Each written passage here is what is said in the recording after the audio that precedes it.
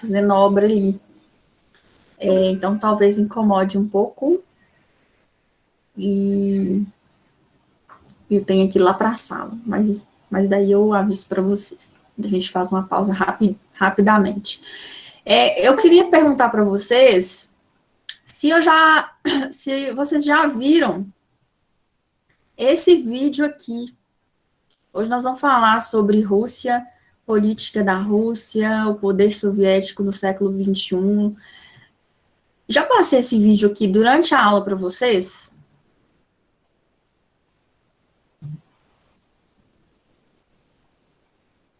Com esse cara falando? Eu acho que não, professora. Você até passou um vídeo dele, Professora, só que foi outra coisa. Pode falar.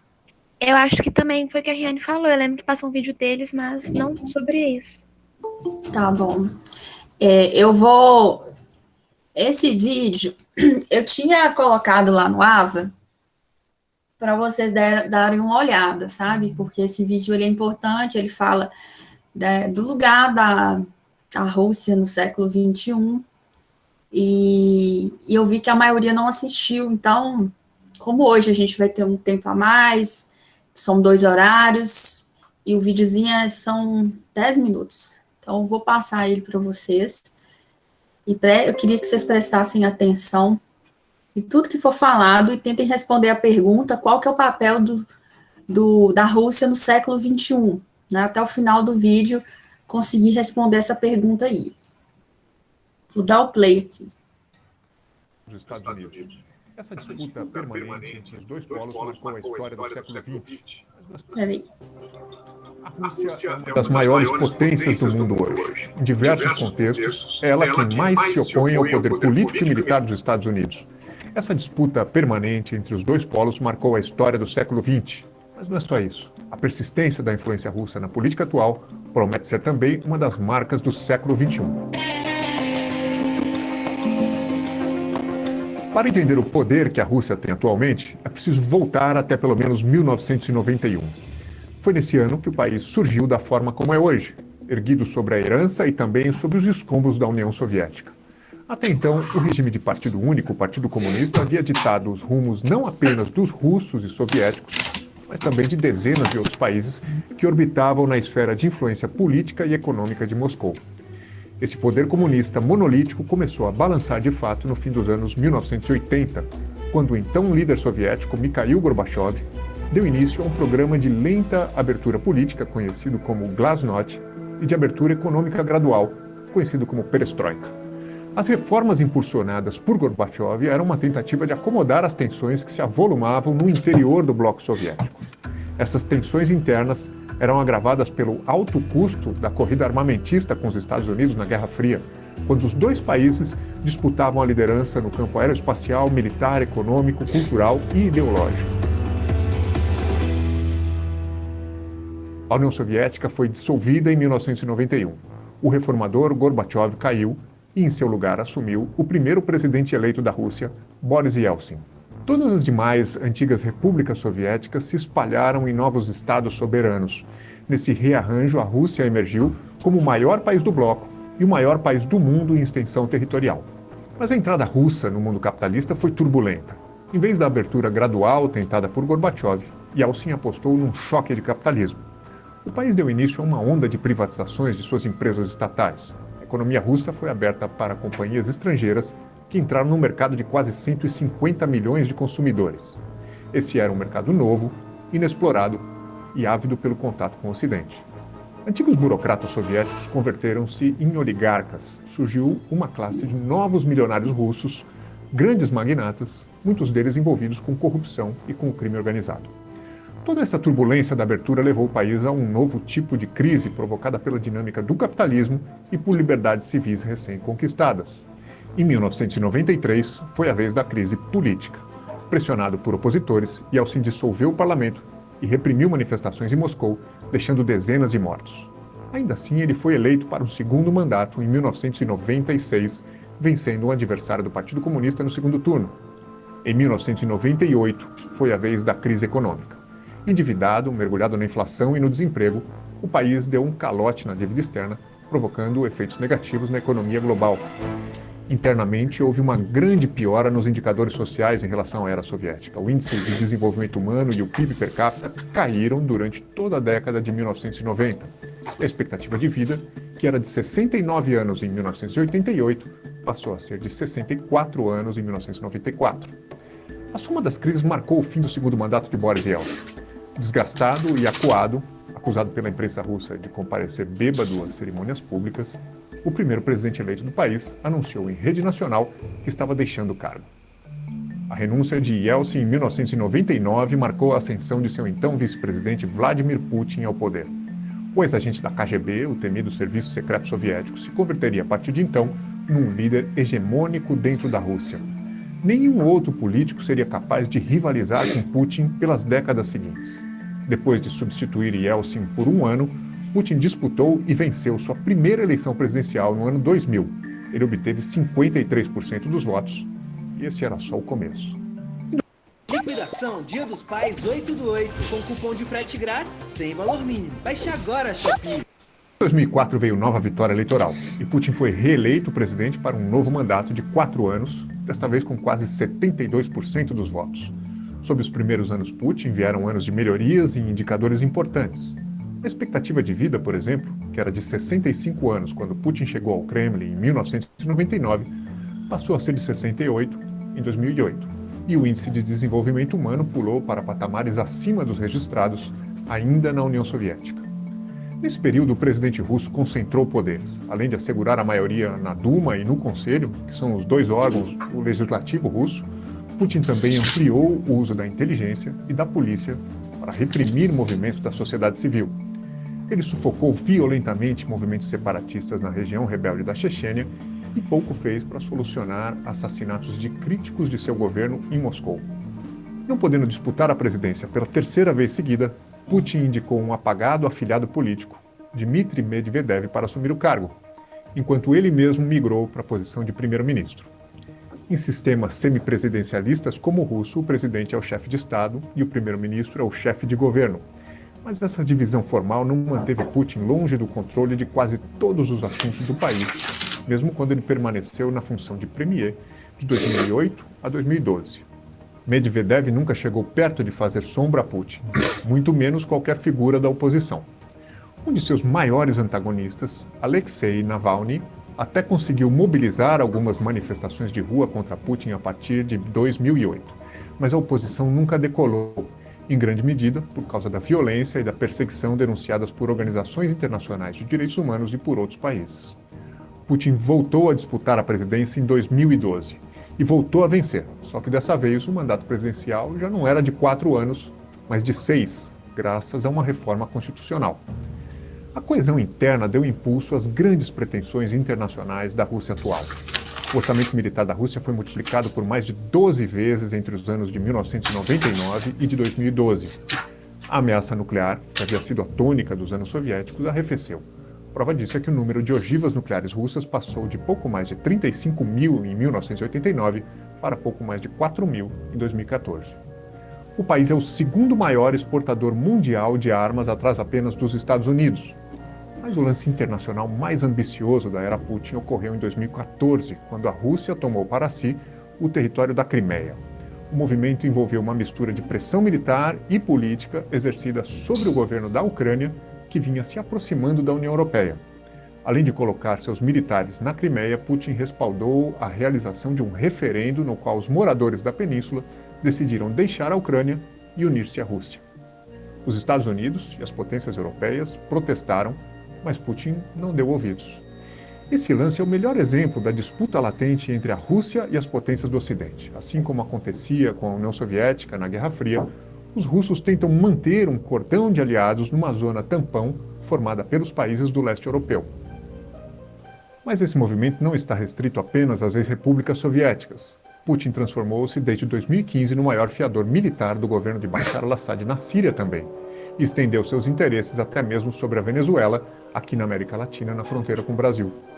Além das ações no campo militar, a Rússia também passou a agir internacionalmente para desestabilizar os processos eleitorais de países estrangeiros. Em 2016, o Serviço de Inteligência dos Estados Unidos afirmaram que agentes russos tiveram acesso a mensagens privadas do Partido Democrata durante as eleições presidenciais daquele ano. Em seguida, foi aberta uma investigação para determinar se o presidente dos Estados Unidos, Donald Trump, do Partido Republicano, agiu em conluio com os russos para tirar benefícios políticos e econômicos dessa relação. Nos anos seguintes, países europeus também acusaram a Rússia de disseminar notícias falsas e de comandar um exército de robôs nas redes sociais para minar seus processos eleitorais. Ao mesmo tempo que mostrou força internacionalmente, Putin seguiu colecionando vitórias internamente. Em 2018, ele venceu a eleição presidencial para um novo mandato de 6 anos. A popularidade de Putin na Rússia não dá sinais de diminuir. A vitória de 2018 se deu com 76% dos votos. Desde que pisou no Kremlin como presidente pela primeira vez em 1999, até o fim de seu 4º mandato presidencial eletivo, programado para terminar em 2024, Putin terá passado 25 anos ininterruptos no poder, variando entre os cargos de presidente e de primeiro-ministro. Esse tempo só é inferior aos 29 anos que Joseph Stalin passou no controle da União Soviética entre 1924 e 1953. A Rússia de Putin não é hoje o que a União Soviética de Stalin foi no passado. O comunismo praticamente desapareceu do horizonte político do país e a corrida nuclear com os Estados Unidos foi refreada. Mas Moscou ainda cultiva as pretensões de uma superpotência cujo protagonismo vai muito além de seu entorno imediato.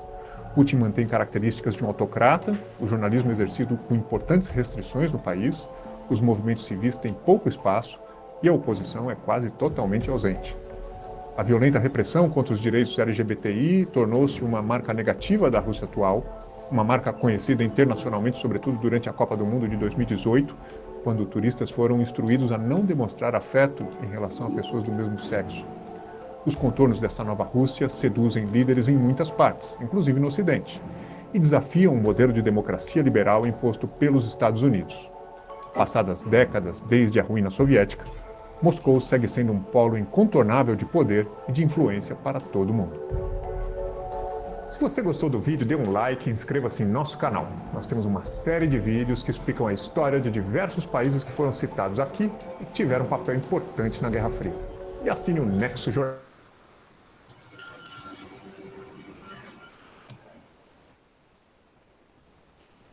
E aí, pessoal? Assistiram o vídeo A aí? Arábia Saudita é o maior exportador de petróleo do mundo. O país... Então, vocês podem perceber...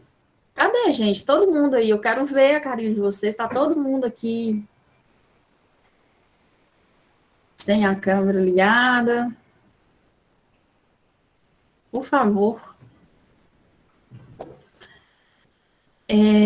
Então, o vídeo, né, documentário lá rapidinho, de 10 minutos, ele mostra o papel da Rússia no século XXI. E a partir desse vídeo, eu queria que vocês me respondessem qual que é a política externa adotada pela Rússia no século XXI. O século XXI também entendam no pós-Guerra Fria, né, final do século XX, início do século XXI.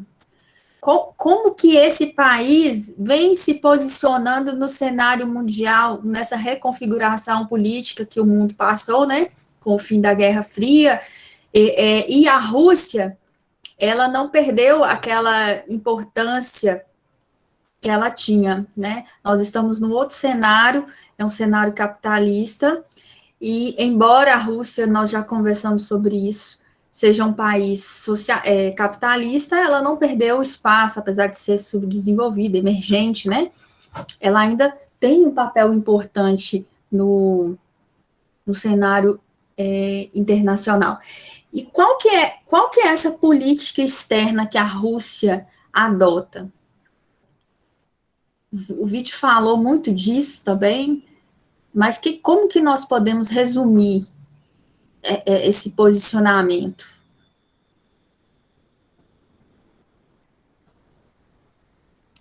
Pode falar, gente, pode chutar.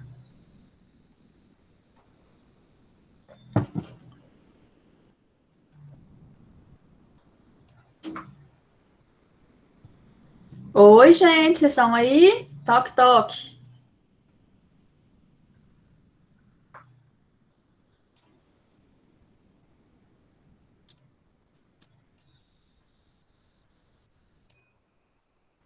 Vocês estão me ouvindo?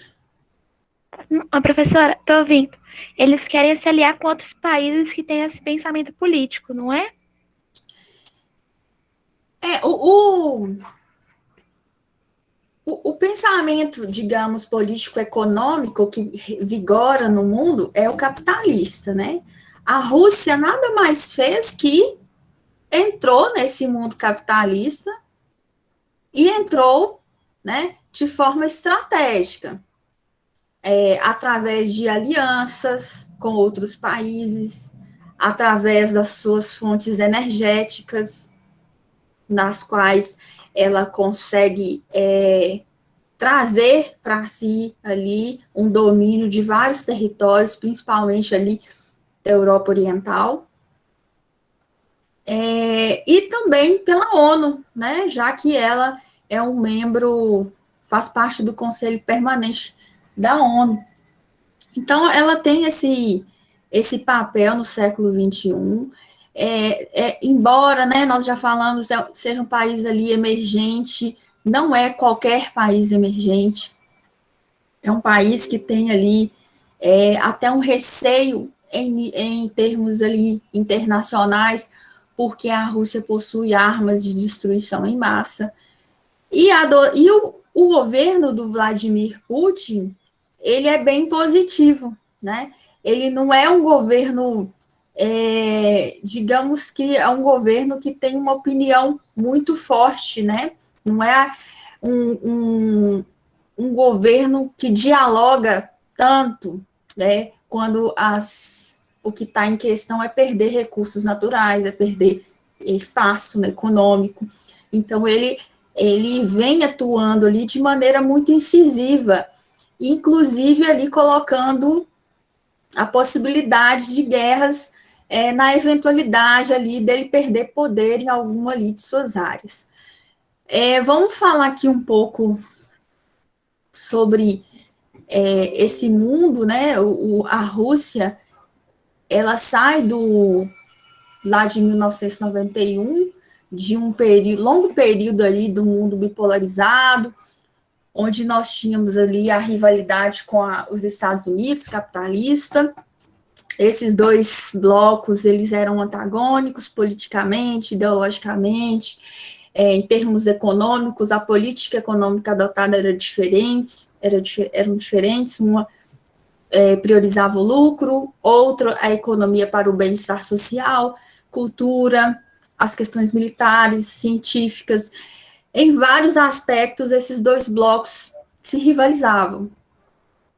E a Rússia, ela perde essa guerra, né, lá no final da década de 80, início da década de 90, ela vai perder, porque ela não consegue conciliar a corrida armamentista, a corrida econômica com os Estados Unidos, né, e todo o seu bloco ali. Então, a Rússia, ela vai entrar em decadência, a União Soviética, porque, ao mesmo tempo que ela almejava o socialismo, né, e todos os seus princípios lá, havia uma questão militar também por detrás dessa Guerra Fria. Então, essa corrida científica, militar, econômica, trouxe ali uma rivalidade, um nível muito elevado de competição ali entre esses dois blocos, nos quais a Rússia não conseguiu levar adiante, né? Então, ela entra em decadência. Lá no início do século de 1990, o Gorbachev, ele lidera o bloco socialista, assume o poder com essa função de realizar a transição para o mundo capitalista. Esse Gorbachev, ele vai propor uma transição lenta, né, gradual, muito complicado, né, na perspectiva do Gorbachev, era muito complicado sair de um sistema tão distinto, tão diferente, né, onde o Estado se fazia tão presente em todos os setores da vida social, e, de repente, o Estado fica mínimo, né? Então, a proposta do Gorbachev era essa, né, de transitar ali do socialismo para o capitalismo de forma lenta, modernizando setores econômicos, possibilitando uma abertura política. E tudo isso se deu através da política lá do Glasnost e Perestroika. O Boris Yeltsin assumiu o governo posteriormente, já com uma proposta diferente, né? Como o repórter lá falou, ele tinha a intenção de dar um choque de capitalismo na Rússia, uma transição mais abrupta, né? Provocando ali privatizações, abertura econômica, redução da participação do Estado na economia, e tudo isso causou descontentamento. Lá em 1993, a Rússia estava em crise política, crise econômica, fome, miséria, né, com a redução da participação do Estado, todos esses fatores sociais ficaram comprometidos.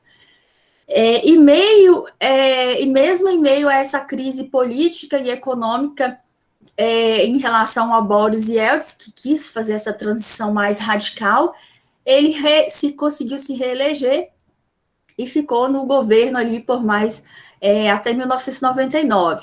De 93 até 1999, a Rússia passou por vários problemas econômicos. Só para a gente ter ideia, né, o jornalista lá falou, né, a redução da expectativa de vida mostra muito bem como que a sociedade russa mudou, né, para pior em termos sociais.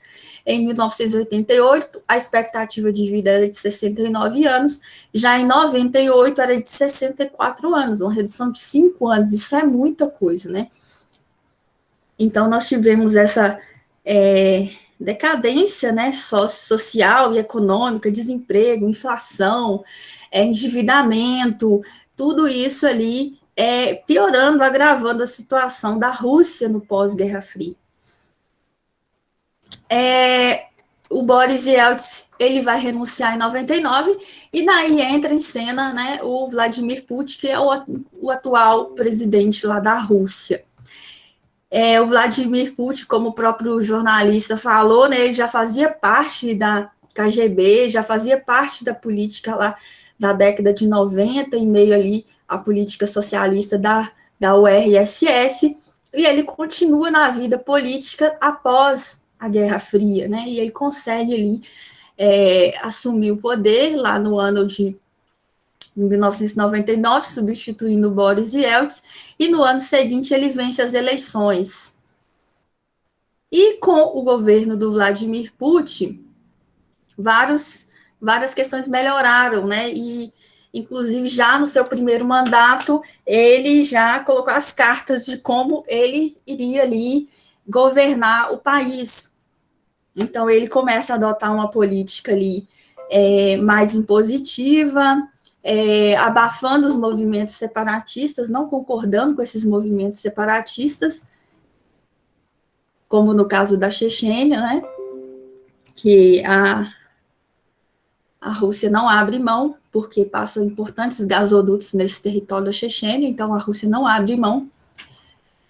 Além disso, houve melhorias ali nos indicadores econômicos, porque nós tivemos uma valorização do barril do petróleo. Tudo isso permitiu a Rússia ali melhorar indicadores sociais, investir no setor bélico também, modernizar esse setor bélico. Então, nós tivemos, digamos, uma melhora socioeconômica com o Vladimir Putin, né, mas adotando essas políticas aí também muito impositivas, né, abafando movimentos separatistas, reprimindo movimentos sociais. Então, internamente, né, eu fiz uma pergunta lá no início, né, depois do vídeo, como que é a política interna do Vladimir Putin. Ele adota uma política bem repressiva aos movimentos sociais, né? Então, ele tem um controle interno muito forte, né, das mídias, do jornalismo no país, isso tudo é muito controlado na Rússia, tentando até mesmo impedir uma imagem negativa da Rússia, né, no cenário tanto interno quanto externo.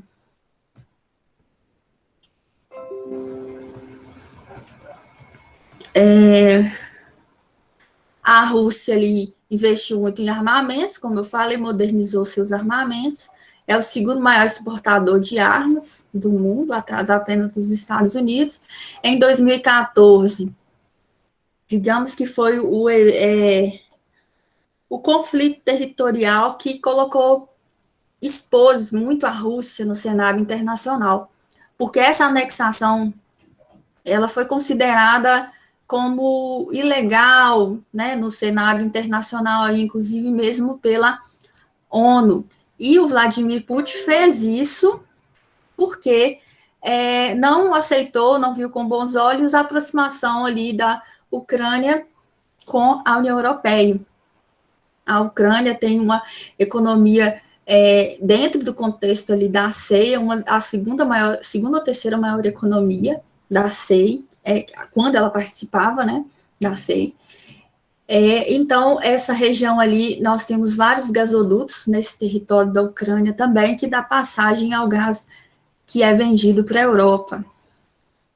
Então, a Rússia não viu com bons olhos essa aproximação e, como contrapartida, anexou o território lá da Crimeia. Mas nós sabemos que o território da Crimeia, ela foi esse território que está ali próximo ao Mar Negro, é um território estratégico, porque ele permite o escoamento da produção dessa região em direção ao mercado consumidor, passando pelo Estreito de Bósforo, depois o Mar Mediterrâneo, o mercado consumidor europeu, por meio ali do transporte marítimo, que torna mais barato e acessível. A Rússia, embora ela tenha um extenso território, ela não tem muitas opções, né, de rotas marítimas. A maior parte dos seus mares ali são congelados a maior parte do ano, exceto ali o Mar Cáspio, é uma área estratégica, porque ele não congela, né? Então, é uma área importante para a Rússia nesse contexto. Então, ela vai anexar, mas ela anexa também porque essa questão da Crimeia foi um território cedido lá no início, né, da Revolução Russa, pelo líder soviético lá na época, cedeu esse território como se fosse assim, uma diplomacia entre as repúblicas soviéticas, proximidade geográfica, só que não foi uma doação de territórios, né? Cedeu esse território para gestão durante um período. E a Rússia aproveitou desse momento de aproximação da Ucrânia com a União Europeia e retomou o território da Ucrânia. E isso, né, causou um abalo, digamos assim, na política internacional, porque a União Europeia não aceitou e também os Estados Unidos não viu com bons olhos. Inclusive, gente, os Estados Unidos adotou ali várias medidas restritivas à Rússia em função da tomada ali desse território. A Rússia, né, ela continua ali, apesar dessa não aceitação internacional da tomada ali da Crimeia, ela continua ali exercendo uma forte influência sobre os países da União Europeia, sobre os países da Europa Oriental, em função das fontes energéticas, né, nos quais ela abastece ali esses países, e em 2015 também um outro, digamos assim, tensão mundial, colocando a Rússia ali em destaque, né? Quando que isso acontece? Quando a Rússia começa ali a ser o fiador do Bashar al-Assad, lá na guerra da Síria. A Síria, o governo do Bashar al-Assad reprimiu a população, uma guerra civil ali, onde o Bashar al-Assad foi contra a população, porque a população queria trocar o governo. Então, houve um momento de guerra civil ali.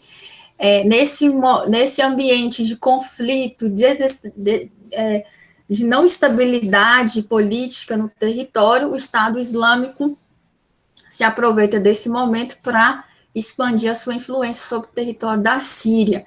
Em função disso, a Rússia começa a vender armas para o governo do Bashar al-Assad. enquanto que a comunidade internacional, os outros membros da ONU, exceto a China, era contrário a esse posicionamento, né, da Rússia vender armas para a Síria. Então, isso também não foi bem visto pela comunidade internacional, esse fato ali do Vladimir Putin vender armas para o Bashar al-Assad. Agora, qual que era a intenção, né, do Vladimir Putin? Né? Lá mais embaixo eu até falo sobre isso. Para o Vladimir Putin, a questão mais importante de todo esse cenário da Primavera Árabe e da expansão ali do Estado Islâmico, que é mais radical, é combater o Estado Islâmico, independente de como isso vai acontecer, né? Se o Bashar al-Assad está reprimindo sua população para manter a ordem, ele não tem esses princípios, digamos assim, morais. A intenção maior da Rússia é conter o islamismo. Então, ele adota essa postura, né? A Rússia adota essa postura, próxima ali do Bashar al-Assad, se une à Síria para derrubar, digamos ali, um inimigo que é o Estado Islâmico. Já o Ocidente, né, vê essa forma de conter o Estado Islâmico muito radical, muito violenta, e não acredita nesse caminho de solução dos problemas. Então, nós tivemos esse momento de tensão aí, relacionando Rússia, Síria, Estado Islâmico, os países do Ocidente. A partir de 2016 também teve uma questão ali da Rússia disseminando fake news, né? A Rússia tem um forte setor ali de inteligência que acabou ali influenciando nas eleições acho que foi do Donald Trump, né? E acabou ali, não somente nos Estados Unidos, mas também na Europa, disseminando informações erradas, incorretas, não verdadeiras. Então, há esse nome da Rússia também nessas questões aí. Em 2018, o Vladimir Putin é reeleito por mais 6 anos. Né? Então, nós temos esse cenário aqui, interno e externo, relacionando a Rússia. Vamos ver aqui agora as parcerias estabelecidas pela Rússia no século XXI. E daí nós temos uma parceria com a China. Essa parceria China, Rússia, ela nem sempre foi flores, né? Como hoje nós podemos identificar. Isso porque lá em 1969 a China aderiu ao socialismo, mas ela não aceitou a forma, a condição no qual a Rússia colocou a China naquele momento, como se fosse um dos seus satélites, né? Uma de suas repúblicas. A China desejava ali um tratamento de igualdade, né? Possuía os mesmos poderes de gestão, de ordenamento, que a Rússia tinha no contexto da Guerra Fria. E isso não foi concedido pela Rússia. Então, nós tivemos um afastamento durante a Guerra Fria, lá em 1969, teve um rompimento sino-soviético em função dessa questão aí de poder. Mesmo assim, né, a China se afasta da URSS, mas não abandona o socialismo. Tanto que a China, até hoje, é um país socialista, uma economia socialista de mercado, nós vamos ver isso no próximo trimestre, mas é um socialismo. Depois dessa questão aí, durante a Guerra Fria, não restou mais, né, o próprio texto fala que não tem mais cicatrizes desse conflito, já foi superado, e hoje nós podemos visualizar aí o quê? Uma aproximação Moscou e Pequim. E essa aproximação, ela meio que foi forçada, digamos, facilitada pelas políticas adotadas pelos Estados Unidos, principalmente a política ali da guerra comercial, que tanto a Rússia quanto a China são contrárias e prejudicaram sua economia em função dessa política adotada pelo Donald Trump. Aqui, ó, em 2014 também, quando houve a anexação da Crimeia, os Estados Unidos isolou a Rússia, impedindo ali, adotando medidas comerciais, isolando a Rússia comercialmente, né, digamos assim, com o Ocidente, principalmente com os Estados Unidos, em represália àquela tomada, anexação lá. E logicamente, se o Ocidente, né, principalmente ali representado pelos Estados Unidos, isola comercialmente a Rússia, o que vai acontecer? A Rússia vai buscar novas parcerias, e essas parcerias serão outras, né, a China, né, a Síria para vender armas. Nós vamos ver que até aqui na América Latina a Rússia interferiu, né, ela se aproximou da Venezuela, o comércio.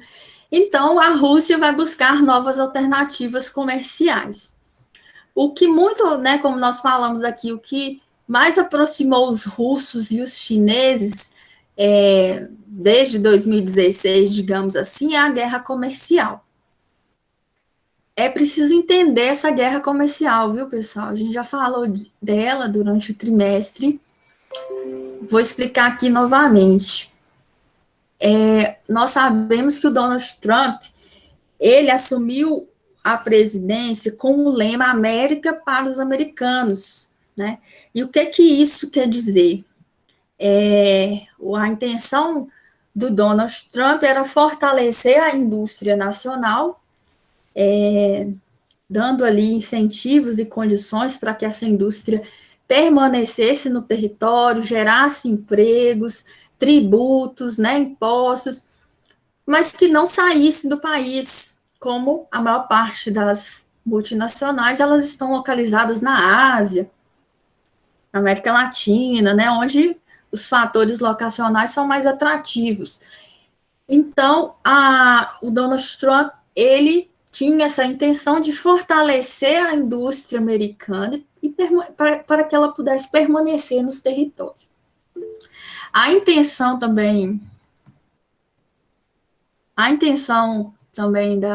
dos Estados Unidos era reverter a condição ali da balança comercial, né?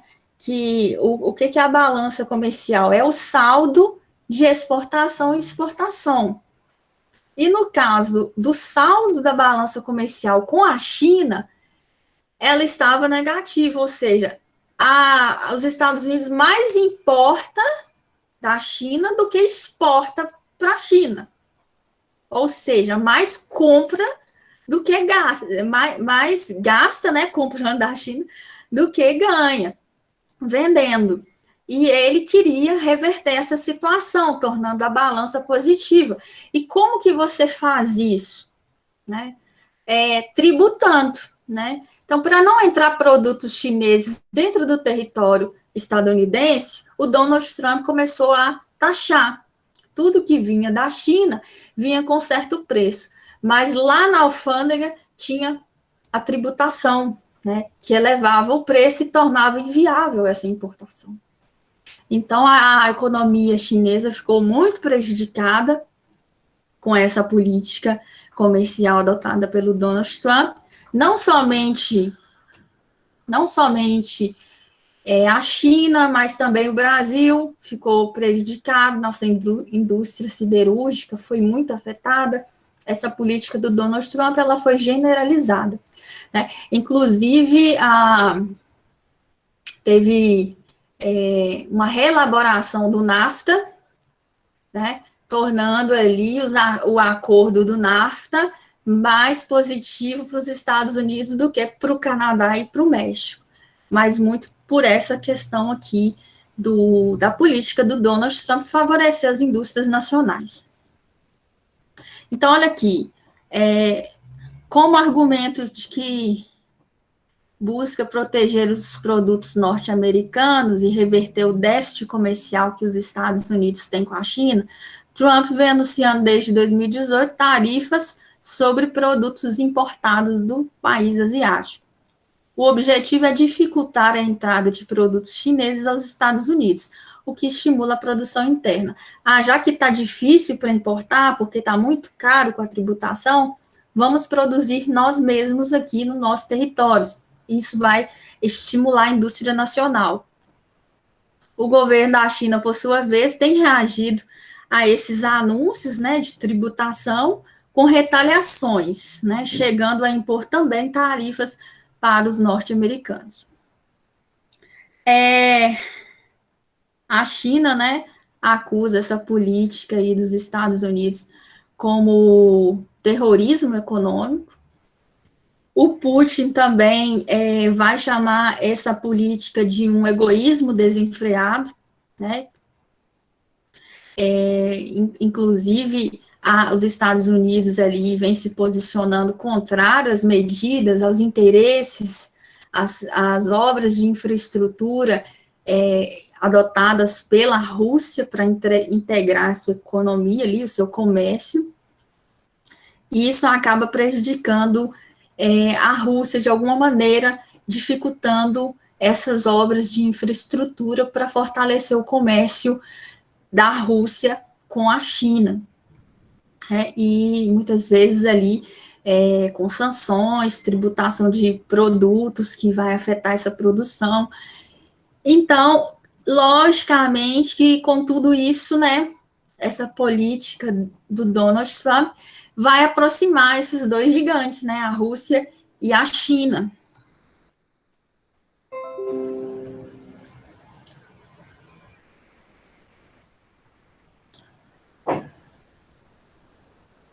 A Pequim investiu 373 milhões na construção de sua parte de uma ponte sobre o rio Amur, unindo a província, essa senha forte aqui, né, e a cidade russa de outra senha forte aqui também. Segundo especialistas, a obra pode facilitar ainda mais o transporte de produtos agrícolas entre os países. Então, ou seja, uma aproximação entre a China e a Rússia,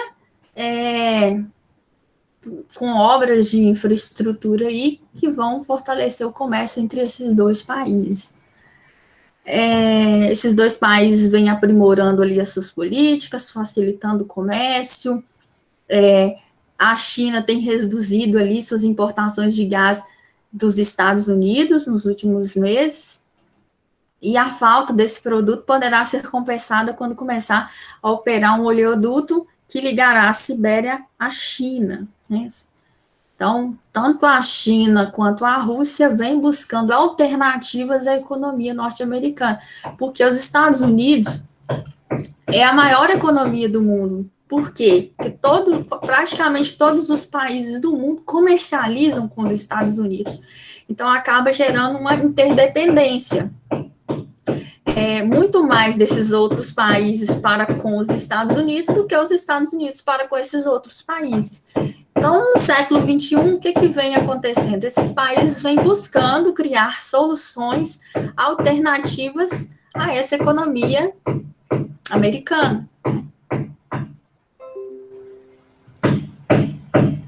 Aqui os interesses da Rússia para apoiar a Síria. Não é somente uma questão de venda de armas comercial, viu, pessoal? Aqui nós temos uma série de fatores. Vender armas, sim, né? A Rússia é capitalista também. Ela tem interesse na comercialização de seus produtos. E ela é forte nesse setor, né? É o segundo maior exportador de armas do mundo. Mas ela também, a Rússia buscou ali, né, se alinhar durante a Primavera Árabe, que foi aquela série de conflitos que ocorreu no norte da África e no Oriente Médio. Nessa Primavera Árabe, vários governos que estavam ali no poder nesses países foram derrubados e governos pró-Ocidente foram estabelecidos, né, fazendo governos que fazem muito mais a política dos Estados Unidos e da Europa do que com a Rússia, por exemplo. Então, isso não é interessante para a Rússia. Então, a Rússia apoia a Síria também nesse sentido. para não perder ali espaço de poder no cenário internacional. Aqui, ó, a Rússia vê a crise na Síria como uma oportunidade de voltar a ser um ator de peso nas mesas de negociações internacionais, ou seja, poder político, né? Poder de decisão. Uma outra questão prática também é que a Síria abriga uma base militar, que é a única estrutura da Rússia no mar Mediterrâneo. Então, tanto o Mar Negro, né, ali, que faz fronteira com a Crimeia, quanto essa base no Mediterrâneo, aqui da Síria, são áreas estratégicas importantes, econômicas, militares para a Rússia. E aqui é o combate ao terrorismo que eu comentei com vocês. Tá difícil a proteção, né, gente? Ai, Jesus. Depois da hora desse ensino remoto acabar, dessa pandemia acabar, pelo amor de Deus. Então, o combate ao terrorismo, como eu falei com vocês. Vou ler aqui o trecho, esse trecho eu peguei de uma reportagem, e ele fala exatamente esse interesse da Rússia em combater o Estado Islâmico. Vladimir Putin vê no apoio à Síria o melhor instrumento na luta contra o Estado Islâmico. Lembrando que tanto o Ocidente quanto a Rússia, eles estão alinhados no interesse de impedir o avanço do Estado Islâmico, viu? Então, ambos, né, potências, o mundo ocidental ali, as potências ocidentais, elas estão alinhadas com a Rússia, elas não querem o Estado Islâmico. Só que a Rússia tem menos dilemas morais que os Estados Unidos e não vê problema em apoiar o governo do Bashar al-Assad. O governo do Bashar al-Assad, inclusive, pessoal, tem denúncias junto à ONU ali que o Bashar al-Assad estava usando armas químicas contra a sua população. Porque a população está tentando tirar o Bashar al-Assad e colocar um outro presidente. Então, o Bashar al-Assad revidou, ocorreu uma guerra civil ali, tem denúncias. Né? Mas a Rússia não importa com esses dilemas morais. Na visão do Vladimir Putin, é mais realista. Faz mais sentido apoiar o Estado sírio como força contra o Estado Islâmico. Então, para ele, pouco importa a questão humanitária, o problema é combater as forças terroristas. Entenderam essa questão? Entenderam? Assim, tanto a ONU, né, a China, a Rússia, os Estados Unidos, o Reino Unido, a França, eles estão alinhados. Ninguém quer o terrorismo. O Estado Islâmico é um Estado radical que atua a partir de atos violentos, atos terroristas. Né? Ninguém na ONU quer o avanço desse tipo de poder no mundo. Só que o Vladimir Putin, ele é menos moralista em relação a isso. Né? Se for preciso apoiar o Bashar al-Assad, que é o presidente da Síria, para que esse presidente derruba o Estado Islâmico em seu território, ele vai apoiar. Né? Mesmo que ele, né, elimine ali boa parte da sua população civil ali. Né?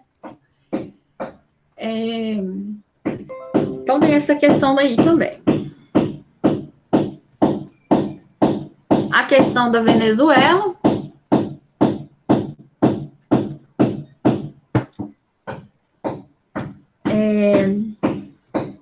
Então, nós temos aqui é uma afronta, né, gente? Assim, o Vladimir Putin vim se aproximar aqui do governo da Venezuela, do Nicolás Maduro. Por quê? Nós sabemos que existe uma política aqui na América Latina chamada Doutrina Monroe. Essa política, ela existe desde 1823. A doutrina Monroe, ela foi criada pelo presidente James Monroe no contexto da neocolonização na África e na Ásia, né? As potências europeias começaram a neocolonizar outros territórios ali na Ásia e na África. Aí os Estados Unidos já tinham sua independência e ela criou essa política. Olha, a América não, ninguém vai meter o garfo aqui. Esse território é de influência norte-americana. Né? E essa política, gente, da doutrina Monroe, ela existiu até o governo do Barack Obama. Né? Barack Obama que colocou um fim ali, digamos assim, à política da doutrina Monroe. Só que ela foi resgatada pelo Donald Trump, né? O Donald Trump, que foi o sucessor lá do Barack Obama, não concordou com o engavetamento dessa política e se mostrou ali determinado a desencalhar essa doutrina, né? Então, houve ali uma tensão, principalmente quando a Rússia, naqueles anos ali, onde houve tentativas de intervenção na Venezuela, né, para derrubar o governo do Nicolás Maduro, naquela época, a Rússia se aproximou da Venezuela, né, e isso causou uma certa tensão no cenário internacional, porque o Donald Trump estava decidido a entrar em território venezuelano, só que a Rússia entra em cena, né, e isso desagradou, causou uma certa tensão, né? Porque como pano de fundo tinha também a doutrina Monroe ali, ó. Ninguém toca em solo americano, né? Solo americano é a área de influência norte-americana. Então, isso causou uma certa tensão ali na região. E em função disso, né? Houve ali uma tensão relacionada à Venezuela, a China e a Rússia reconheceram a legitimidade do governo do Nicolás Maduro e não houve intervenção ali no território. Né? Apesar de ter ocorrido ali uma certa tensão, não houve intervenção estrangeira ali no território da Venezuela. Em contrapartida, o que os Estados Unidos adotou? Embargo econômico à Venezuela. É uma forma de tirar, né? Essa charge mostra isso. Uma forma de você esgotar um governo é você, um grande país como os Estados Unidos, embargar a economia desse país. E em função desse embargo aqui estadunidense, a Rússia se aproxima do comércio da Venezuela. A Rússia é atualmente o principal apoiador externo do regime de Maduro. Nos últimos anos, Moscou sustentou o líder chavista com bilhões de dólares em acordos comerciais e linhas de crédito. E isso fez dele seu segundo maior parceiro empresarial e credor, atrás apenas da China. Então, nós temos aí essa aproximação, né, da Venezuela com a Rússia e com a China, após as sanções dos Estados Unidos. E isso gera uma certa tensão, né? Porque é em território americano. Gente, era isso que eu queria passar para vocês de tensões. A Rússia no século XXI, né? Relacionando aí tensões territoriais, geopolítica. Alguma dúvida? Isso não, professora. Sem dúvidas, professor. O Arthur Marques levantou a mão. Pode falar, Arthur. Não é sobre a revisão que você tinha mostrado no slide, mas é só uma pergunta que eu tenho sobre o círculo de fogo, que provavelmente pode cair na prova. O quê? Círculo de fogo, se não me engano o nome. Círculo de fogo do Pacífico? O Círculo de Fogo do Pacífico. Sim. Você está em dúvida? É o lugar onde tem mais vulcão, né? Mais probabilidade de vir vulcão. Aham.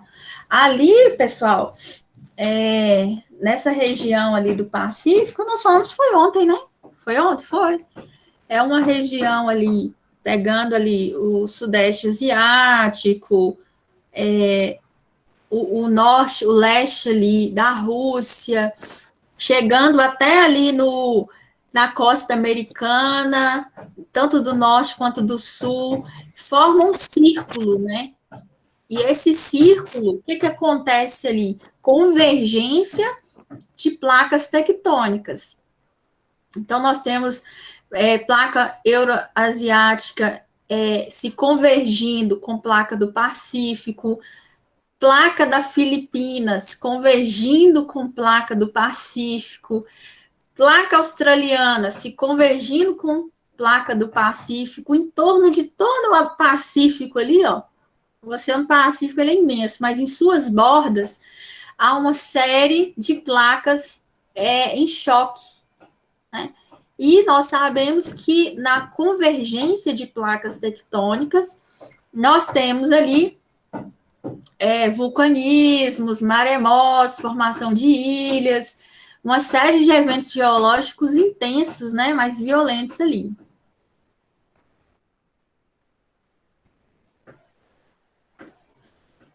Mais de 70% dos vulcões ativos do mundo estão nessa região ali. Vou pedir para vocês pegarem o caderno de mapas, na página 66, por favor.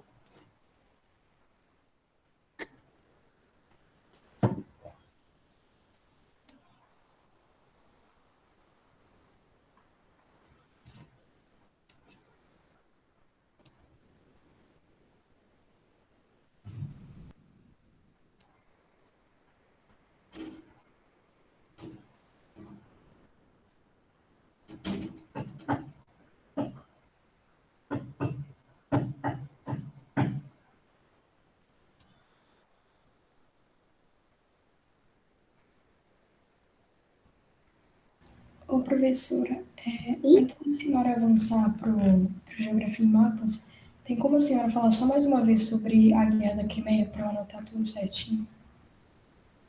Repete, Isabela.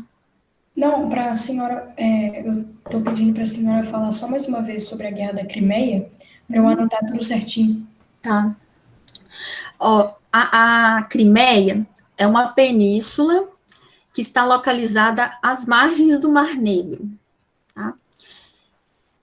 Até 2014, né, da Revolução Russa, de 1917 aproximadamente, até 2014, esse território da Crimeia esteve sob o controle da Ucrânia. Tá? Por quê? Porque a Rússia cedeu. A Rússia cedeu o território da Crimeia para a Ucrânia. Um gesto simbólico de amizade, já que a Ucrânia fazia parte da URSS, do mesmo bloco soviético. A Rússia cedeu. A Crimeia tem mais de 50% de sua população de etnia russa. Tá? Então, teoricamente, digamos assim, que culturalmente a Crimeia está muito mais próxima da Rússia do que com a Ucrânia. E daí o que acontece? Acaba a Guerra Fria e o território da Crimeia continua sob o domínio ali da Ucrânia. Isso porque os Estados Unidos, a Ucrânia e a Rússia, e as potências ali europeias também, Reino Unido, França, assinaram o termo de Budapeste, tá? O que esse termo de Budapeste ele dizia? Ele dizia o seguinte: se a Ucrânia ceder, né, dar todas as suas armas nucleares para o domínio da ONU, né, ou tirar, né, de seu território essas armas nucleares, porque coloca em risco realmente o planeta, né? Nenhum país no mundo hoje, na verdade, alguns poucos países podem produzir armas atômicas. Então, existe um controle de armas atômicas. O termo de Budapeste foi justamente isso, para tirar as armas atômicas ali, as armas nucleares da Ucrânia, em contrapartida, garantiria o território da Ucrânia, sem intervenção externa. E qual que era o território da Ucrânia? Ucrânia e Península da Crimeia. Né? Foi cedido, né? E então o termo de Budapeste, teoricamente, garantiria que ninguém invadiria ali o seu território. Então, beleza, o termo foi assinado. Só que, ao longo ali do século XXI, houve uma aproximação econômica da Ucrânia com a União Europeia. Né? E essa aproximação não agradou a Rússia. Por que que não agradou? Porque dentro do território ali da Ucrânia, da Crimeia, existem vários gasodutos que dão passagem ao gás da Rússia para o mercado consumidor europeu. Né? Então, a Rússia não viu com bons olhos essa aproximação econômica. A Rússia, né, a Rússia entendeu que essa aproximação seria ruim para a sua economia. E em função disso, né, a Rússia vai lá e toma a Crimeia. Né, toma a Crimeia. Qual é a justificativa da Rússia para anexar a Crimeia? Olha, esse território aqui é maioria russa. A Rússia até fez uma votação, né, para que a população decidisse, né, se eles gostariam de permanecer sobre o domínio da Ucrânia ou se eles queriam se aproximar e ser anexados pela Rússia. E daí essa votação, 97% decidiu que gostaria de ser anexado pela Rússia. E a Rússia simplesmente, depois disso, anexou a Crimeia. Né? E isso desagradou muito a comunidade internacional. Por quê? Não foi reconhecido como legítima essa votação, acusaram fraude nessa votação, e em função dessa questão aí, a Crimeia hoje está anexada ali à Rússia, e economicamente é super importante para a Rússia, como eu falei com vocês, dá passagem para o Mar Negro, escoamento de produção, tem gasodutos também, então é importante de forma comercial ali, né? É muito importante para a Rússia. E a Ucrânia, depois desse evento, que foi lá em 2014, a Ucrânia sai da CEI, que é o bloco econômico ali, né?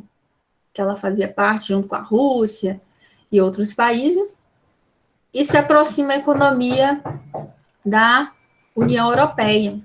Né? Se afasta da Rússia e se aproxima da União Europeia.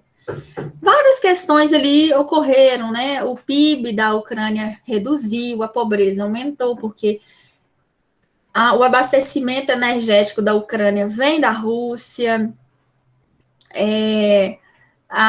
o pedágio, digamos assim, que a Rússia pagava para utilização ali da Crimeia para escoar sua produção não é mais pago, já que ela anexou o território. A Ucrânia se endividou muito junto ao FMI. Né? Então, nós temos aí um afastamento comercial e econômico, mas também teve ali os aspectos negativos para a economia da Ucrânia. E o mundo não viu com bons olhos, logicamente. Né? Para a Rússia, ela perdeu território estratégico, né? Porque, como nós vimos na última aula, a Rússia, ela não ela não tem o poder de se impor politicamente e dominar territórios assim. Ela fez isso com a Crimeia, mas dentro de um contexto muito bem elaborado, tá? Mas ela não tem esse, vou dominar a Ucrânia, vou dominar Belarus, vou dominar outros países, né, na força, né, na imposição. Ela não tem esse poder.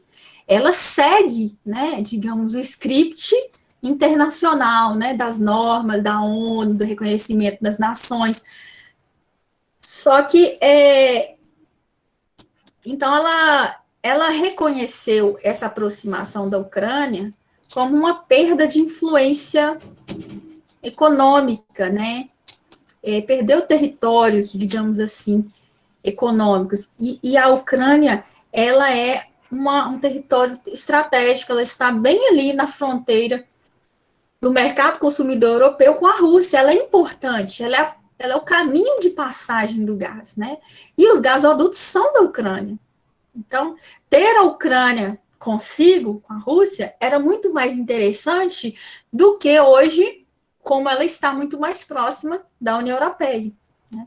Porque ela pode determinar ali a forma como usar, né, esse gasoduto da forma como ela bem entender. A Rússia vem buscando ali construir outros gasodutos que, né, contornam ali a Ucrânia, pelo mar Mediterrâneo também, passando pela Crimeia, para atingir a Europa Oriental. Mas mesmo assim, foi uma perda muito grande, né, para a Rússia. Até porque os Estados Unidos, como nós vimos ontem, os Estados Unidos têm um interesse em vender o gás de xisto para o mercado consumidor europeu, que são mais de 700 milhões de pessoas, né? Um mercado consumidor interessante. E boa parte desse mercado consumidor hoje é abastecido pela Rússia. Então, na verdade, é uma guerra aí muito maior, digamos, tem as questões territoriais, tem as questões políticas, internas, históricas, culturais aqui, mas aqui nós temos dois grandes, né? A Rússia e os Estados Unidos interessados no mercado consumidor, que é a Europa. Entendidos? Agora eu consegui entender tudo certinho. Muito obrigada, professora. Também, professora, obrigada. Por nada. Que mais, gente, de dúvida? Olha, aqui, gente, façam essas páginas, por favor. Eu não sei, a gente tem uma aula só semana que vem, vai ser para tirar dúvidas, mas façam essas páginas que eu marquei para vocês, de 66 a 69, que mostra que as fontes energéticas da SEI, os países, porque eu não faria uma prova detalhista, mas eu não sou eu que estou fazendo a prova, entendeu? Pode ser uma pessoa que vai pegar ali nomes de rios, né? Igual nós vimos na aula passada. Não, na aula retrasada, página 67. Página 67 tem um mapa, aí nós temos as principais hidrelétricas. A Rússia representa ali 5% da produção de energia elétrica mundial, né? Então, é importante essa questão ali das fontes energéticas da Rússia, não somente gás e petróleo, mas também hidrelétricas, né? Aqui, ó, Rússia é o quarto maior produtor mundial de eletricidade. As fontes energéticas concentram-se na parte asiática. E em relação à produção de energia hidrelétrica, elas estão concentradas na bacia do rio Yenisei e do rio Obi, não. Nós temos duas bacias hidrográficas importantes ali entre o Planalto e a planície siberiana. O Yenisei e o Obi, eles nascem ao sul da Rússia e correm ali a região central da Rússia, desaguando no Oceano Glacial Ártico. E na bacia do rio Ianici, nós temos 4 importantes hidrelétricas, tá? Então, tem essa questão de produção de energia hidrelétrica também, além do petróleo, gás natural e carvão também. A Rússia é o segundo maior produtor, não, a segunda maior reserva de petróleo, desculpa, a segunda maior reserva de gás e carvão do mundo. E as indústrias se desenvolvem no entorno ali dessas fontes energéticas, né, principalmente o carvão. Então, essas páginas aqui que eu selecionei para vocês, que eu pretendo corrigir elas com vocês, todas falam sobre isso, sobre a questão da indústria, a questão do comércio, a questão aqui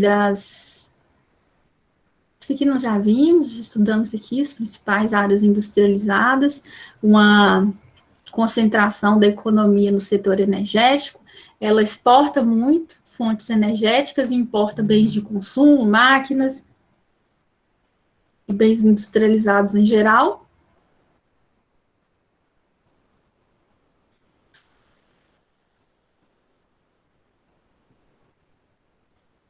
Aqui, ó, em relação às ferrovias.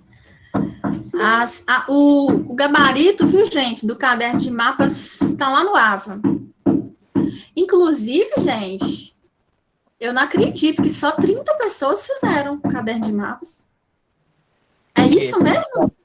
30 pessoas enviaram aquele negócio? 30 pessoas enviaram o caderno de mapas. Talvez alguém envie hoje no intervalo. Já não dá mais, porque o gabarito já está lá no AVA. Ó, mas ainda bem que eu mandei ontem. Não, o professor. Você mandou até que hora, Ana Luísa? Eu mandei, acho, umas 5 horas ontem. Ah, então tem que olhar lá de novo. É porque inicialmente o prazo ia ser, acho que faz 2 semanas ou 3, aí eu já tinha enviado, só que eu enviei e no outro dia deu como se eu não tivesse enviado. Aí eu não tinha visto, aí hoje eu já enviei de novo. Hoje que você enviou? Foi. Professor, Oi. você não tá fazendo só aí que vai ter, não, né? Quem? A Bia?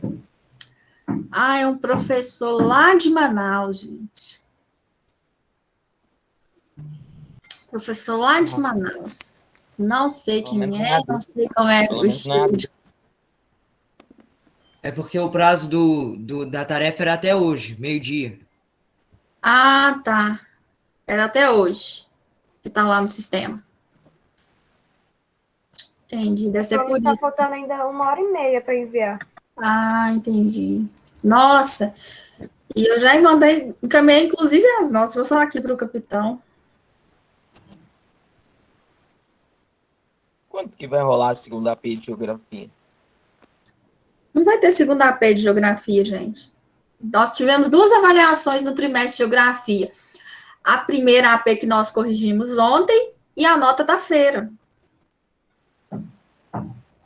Mas não são 3, mas não são 3 que tá escrito lá, APs? Não, é avaliações. Pode ser um trabalho, pode ser prova, pode ser feira. Então só pode ter 2 APs por trimestre? Para quem tem 2 aulas por semana, sim. Para quem tem 3 aulas, igual no oitavo ano, matemática, no 8º ano tem 3 aulas de geografia. Aí são 3 APs. Entendi.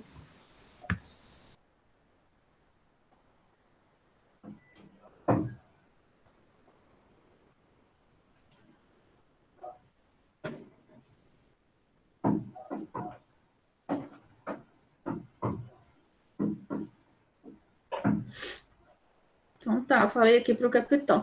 Olha, gente, vocês façam esse trabalho do caderno de mapas, viu? Porque ele ajuda demais esse ponto. Muito mesmo. Ele, tipo assim, se você tirou na média lá de APs, acho que é APs e AE, não tenho certeza.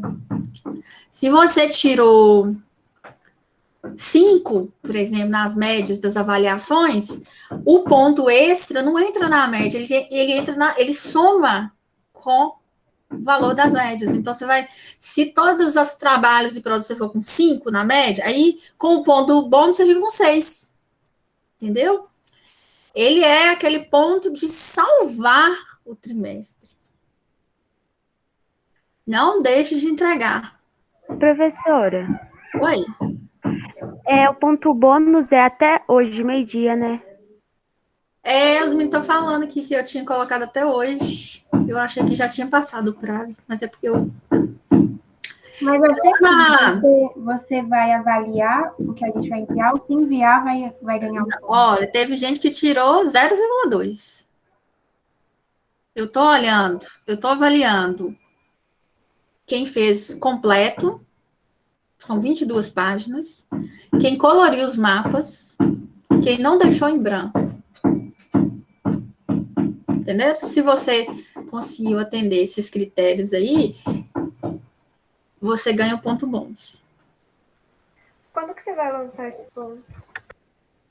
Então, eu já pedi para lançar, mas ainda tem aí quem não enviou, né? Então, eu devo lançar semana que vem, que eu vou avaliar aí vocês que estão mandando, que mandaram ontem à tarde. Eu corrigi ontem de 1 às 3 da tarde. Então, quem mandou depois eu ainda não corrigi. Não tenho as notas ainda. Sim. Não são 21 páginas, não? Sim, é 21 páginas. Mas, 46, 47, 48, 49, até 79. Por exemplo, eu tinha feito e enviado, só que aí eu achei muito estranho, porque depois, acho que foram 2 dias depois que eu enviei, deu como se eu não tivesse enviado, pediu para enviar de novo até hoje, meio-dia. Aí eu não tinha visto, aí eu vi ontem, eu já tinha um arquivo, eu enviei hoje. Mas aí, eu vou poder receber ponto ou não?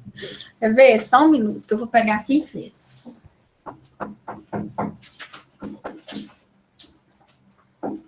Os alunos que me entregaram. Deixa eu parar essa gravação aqui, né? Nós estamos conversando.